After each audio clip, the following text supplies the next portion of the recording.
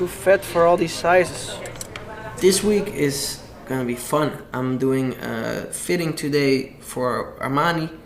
And then tonight we've got the What We Started documentary premiere. And tomorrow we got the Armani event at the W Hotel.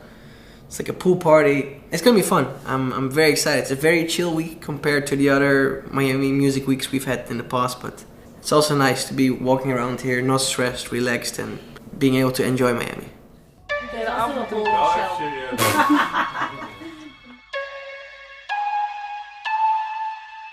How do I feel about being the face of a campaign? It's weird.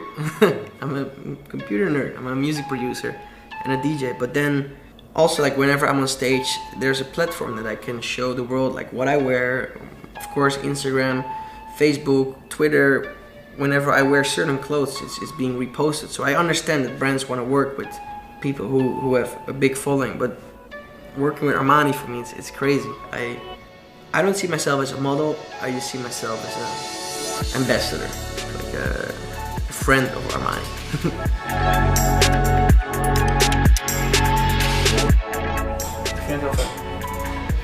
Enjoy them.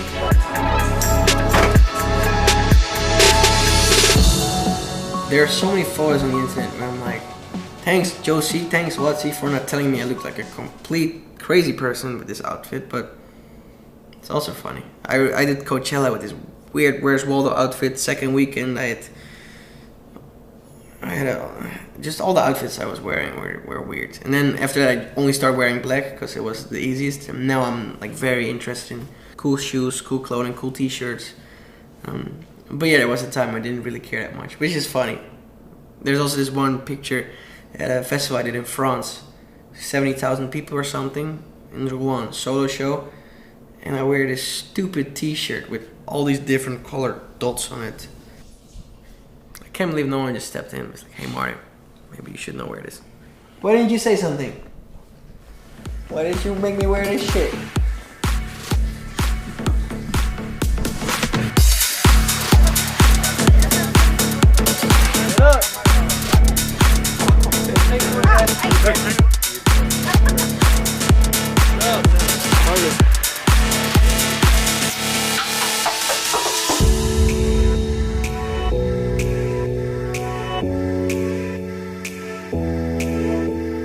We're on our way to the documentary premiere of What We Started.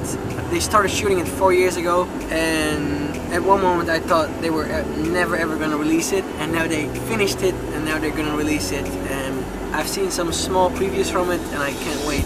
Je bent gewoon zenuwachtig en dan ga je maar kietelen. Ik zenuwachtig? Dat is echt niet goed.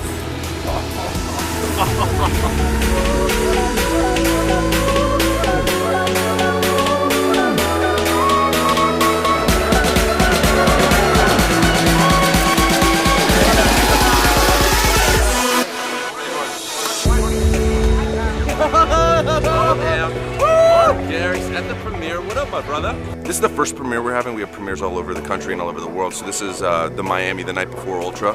So we've been here. I know everybody's performing this whole week. So we had Martin Garrix and Carl Cox and Paul Oaken. Everybody showed up to support, man. So yeah, we're blessed.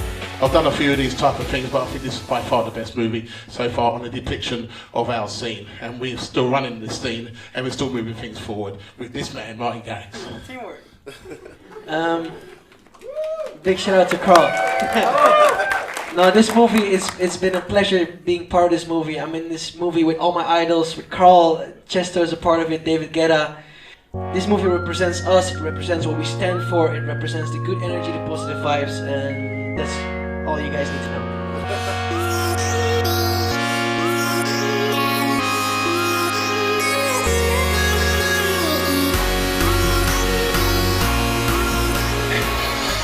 How is a 17-year-old kid the fucking face of dance music? What the fuck? You know? Like...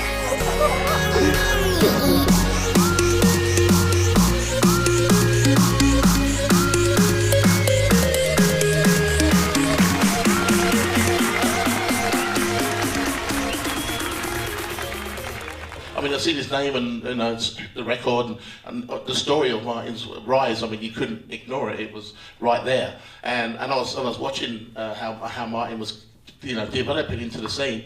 I think, to be honest, I can't see another Martin Garrix coming through the scene. I think you are it, my son. This is all you. Thanks a lot. Thank you. This is all you, really.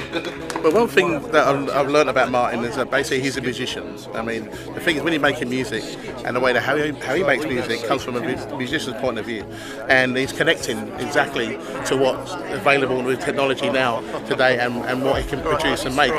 When he was talking about when he made Animals, he just did it. And the thing is about that's a natural ability. And when I do hear his music, I mean, yeah, I hear a certain genre, but also hear and feel him and his energy, and that's what makes him who he is.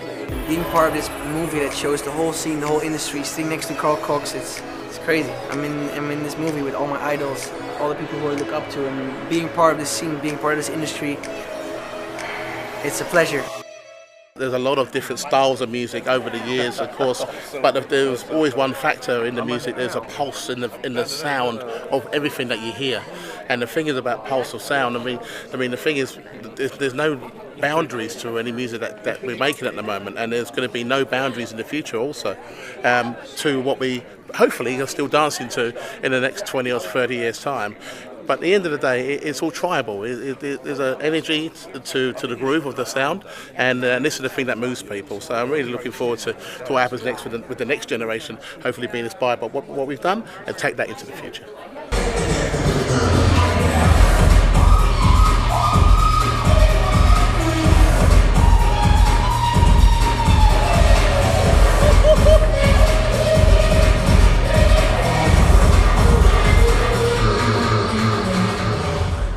We're here at the Armani event. This is the place where we're gonna party tonight, so I'm here with Lorenzo, Stefan. Aubrey showed up to say hi, it's super fun. So yeah, we're just gonna do some checking and then tonight it's party time. Ik ben gebeten in mijn fucking wang door een of andere kutmug of zo. Jezus. Waar ben je? In mijn kamer, maar de een of andere mug volgens mij. I don't know what to put on this thing. Emilio! Concealer. This works. Haha, ik kan gewoon make-up artist worden. Kut, je ziet het nog wel. Ik heb nu mijn hele wang geconcealed. Thank you Cheryl for letting us borrow your make-up. Als zij erachter komt dat wij me niet vast hebben, dan wordt ze echt boos. Ik ben nu aan het concealen dat ik ooit de concealer heb gebruikt. I can actually look at the venue tonight. Beautiful sunset. And the venue is right there.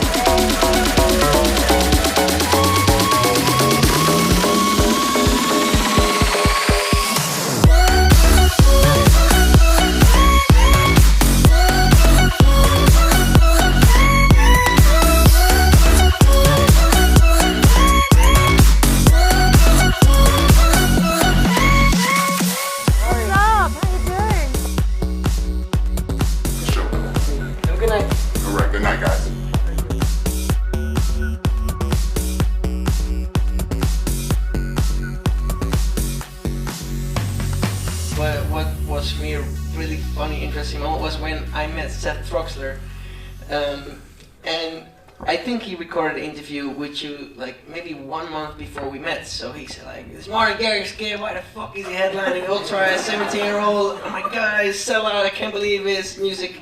So I was doing this Australia tour, Future Music, 4 years ago, and I'm sitting in the front of the plane, and then last minute this guy rushes in the plane and sits right next to me. And I knew who Seth Troxler was, but I didn't know how he looked like. And apparently we were on the same tour together, we were in the same plane next to each other. Half an hour in, he asked me like, very Seth way, "Man, not to be rude, but why the fuck is a teenager sitting business class?" And I tell him like, "Man, I'm part of this tour of Future Music," and he's like, "Oh well, me too." And we already had a good conversation talking about life, visions, about certain things, but we never actually introduced each other. And then the moment he was like, "Oh, so you're Martin?" And then I realized he was Seth, and I heard from these guys, yeah, we have some really interesting quotes from like some underground people. So I sit next to Seth, and we had 4 hours left on this flight, which was interesting but amazing. Someone up there put us next to each other, and we just spoke about life, our vision, about the music we've been like, how I make my music, how I approach making music, how he approaches it, and then at the end of the flight, he was like, "Man, I'm gonna have to apologize." It's like, "For what?" I said some very mean things about you in this upcoming documentary.